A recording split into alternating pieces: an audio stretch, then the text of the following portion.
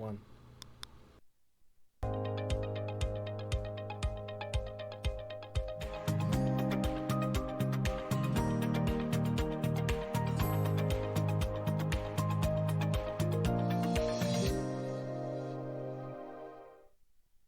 Welcome back to Vital Signs, where we're diving into yet another real and quiet crisis, the emotional health and well being of our aging loved ones, and how simple acts of companionship can bring joy, dignity, and healing. I'm here with Hillary Bailey, owner of Freedom Caregivers and Companions, to dive in because your loved one may not say it, but they feel it.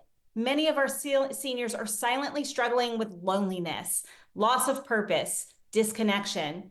And what they need most sometimes isn't necessarily medical care, but it's human connection. So, Hillary, I want to ask you, what are the emotional challenges that you most commonly see in seniors, and why are they so often overlooked? So definitely loneliness and social isolation is a big one, especially if they've lost their spouse that they were married to for 50 years. And a big thing happens when we retire. When we are working every day, we are in the company of other people, we're having conversations, we have those relationships. When we get older and we're unable to continue to drive or to get ourselves places, it's hard to maintain those relationships. So that's definitely where the loneliness and isolation come in, and there's also they deal with grief and loss from losing people in their lives, whether that be if their friends are passing away, if they've lost, like we said earlier, a spouse, or even a child. Our seniors are living a lot longer, these days, and sometimes they can lose their children, or loss of purpose and identity. I think a lot of our for me, for today, for myself, a lot of my purpose and identity is in the work that I do. And so when I stop doing that work, we kind of lose our purpose. Or when our kids move out and they're older, we no longer have anybody to take care of. So there's a lot of emotional challenges that our seniors face, and it's hard for them to open up about that. I think number one being they don't want to feel like they're a burden to their children by talking about their feelings. Like that is the number one thing that I see, and one of the number one reasons I opened this business is they need they need to understand that they're not a burden. That taking care of our parents is a gift that we're able to do that, and they need to be able to open up to them and talk with them. And anxiety about the future is another one personally that I see.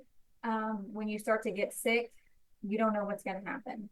And that scares them. I had a situation today where, I had to talk to with one of my clients who I'm very, very close to, and she can no longer get up to use the restroom Hmm. or just there, and it's scary for her and it's scary for her husband. But, we have to have those hard conversations with them. But again, they lose dignity with that, when they're not able to walk anymore. So there's just so much surrounding, especially when they're losing their mobility and their independence. A lot comes along. Oh, absolutely. And we take that for granted so often. And so it's kind of like a double whammy. It's end of life, losing purpose. There's no one that I'm now caring for, combined with now I am no longer as independent as I once was. It really is kind of a snowballing effect. So what can families do to help their loved ones feel seen, valued, and emotionally supportive? I mean, I know people are watching this and they're feeling the gut punch because they're feeling this. A lot of us are in this situation where we care for someone in our family. Um, how do we open those conversations?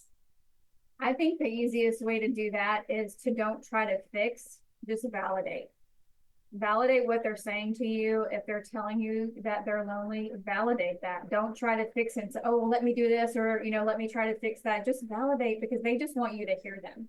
Validate that to them. Make sure that you are making sufficient time for them. And I know it's kind of, we're talking about caregiver burnout and, like, making sufficient time, but just call them. They don't want a lot. They just want you to call them and talk to them for 5 minutes. You don't have to come over every single day. Make space for them. Make sure that they have companionship. Companionship is huge when they're feeling that loneliness and that isolation. It keeps their brains firing, having someone in their life that they can do things with. Um, yeah. Well, let's dive into that as well, because some of the time, our loved ones live in a more rural area. They maybe have limited access, or limited mobility. So, talk a little bit more about companionship, whether it's from a family member, a caregiver. What does that look like, and how does that play into their mental and emotional well-being? So, like I said earlier, it enhances their, their cognitive health. So, conversations, shared stories, especially if you have a client that's, has dementia, it helps them remember and it helps them get to talk about their past and it makes them happy. And like I said, we're meant, I believe we're meant to live in community. We're not meant to live by ourselves. So, that conversation and that activity gets their endorphins going and it makes them, extremely happy. It can, I think our seniors who are alone tend to get in like a rut as far as their routines go, very much get up, get my coffee, watch TV. When they're by themselves, they're not going to, think, oh, let me get up and exercise or let me do this. But when somebody's there with them to encourage those healthy behaviors, continuing to eat right, continuing to get up and helping them do things that they love, like if they want to garden or if they want to go on a ride on the golf cart or if they like to quilt or whatever it is that keeps their mind going and their neurons firing, that companionship is definitely huge for that. And it can provide them a sense of purpose. When I go and visit some of my clients when the caregivers are there, I like how they like to give advice. That's my favorite thing. Like they feel like they are helping. Or, when we have clients that want to cook for my caregivers, because that's their love language. They want to cook and they want to, provide a good meal for them. Um, it makes them feel useful. They want to feel useful. Yeah, I think every human being has that desire as well. And so, what I'm hearing, if you're watching this at home, connection is medicine, folks. It could be something as little as 10 minutes of meaningful, fully present and attentive conversation with your loved one that could lift your senior's entire week, even if that's something that you're able to give them. So, Hillary, thank you so much for this important reminder. Aging is not just a physical journey, folks, it's an emotional one. For our viewers, your time, your presence, your attention, sometimes that is what matters most, and it matters more than what we could know. So I know people have questions. I know we've had just a limited amount of time to dive into this, and it's a very complex topic. Mm-hmm. So how can people who are watching reach out to you to learn more about this? Or if they're looking for caregivers to assist with their loved ones, how can they find you? So they can go to my website, which is on the bottom of the screen there, freedomcaregivers.net, or they can just give us a call at the office. I like to tell people all the time, please use me as a resource. I've been in senior care for a long time. I know the ins and the outs of a lot of things. So if you just have questions, please give me a call. I'm happy to direct you in the way that you might need to go or give you some options about what to do next. Thank you so much for your insights. And we have just a couple more minutes today. And I wanted to kind of give it to you because we talked about caregiver burnout. We talked about the guilt of having that burnout. And we've talked about really the emotional and mental needs that our loved ones have as they are aging. Is there anything that you really want to leave with my audience today? Anybody who's watching that you feel like you really want to share with them, or something that maybe they could start doing today for those the ones that they love to move this forward? Don't wait until you're ready to jump off the ledge. um, a lot of the phone calls that we get are people who are just at their wits' end and I need help right now. I'm exhausted. When you know your limits, when you feel that rising up inside and you know that you are getting to that point, start doing your research and start reaching out for a caregiver. Call a call a therapist if you need to. Go to a support group. Support yourself, caregivers. You need support. And just like you said earlier, Jen, it is not selfish to need support for yourself. You can't, what do they always say? You can't fill from an empty cup. So I just would say, do not wait until you are just burnt completely out. When you start to feel that, burnout coming on, know your limits and start reaching out for help.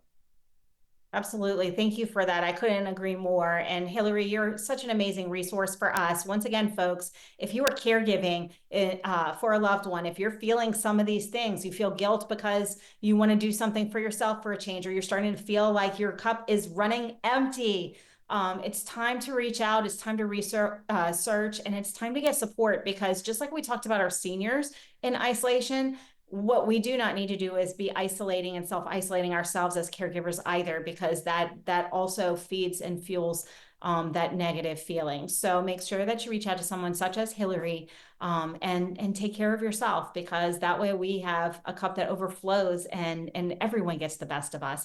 Thank you, Hillary, for your time today. I really appreciate it. Yeah, thanks for having me. And you, yes, you, unfortunately, all good things come to an end, including this show. But the good news is you have real actionable items. Do a self assessment. Are you burning out? Are you feeling like you need a little assistance? Do you feel like you're self isolating while you're in a caregiving position? Reach out for that support you need. Today's the day to take action, because if you don't, all this is listening to us talk yet again, and you're not actually going to move forward. So I encourage you that if you heard anything on the show today, make that action, take that action today so that you can start to shift towards your more ideal, healthy, peak performing version of yourself. Once again, all good things come to an end, including this show. But the good news is we'll be here same time, same station next week. So until then, have an amazing rest of your day. This has been a Now Media Networks feature presentation. All rights reserved.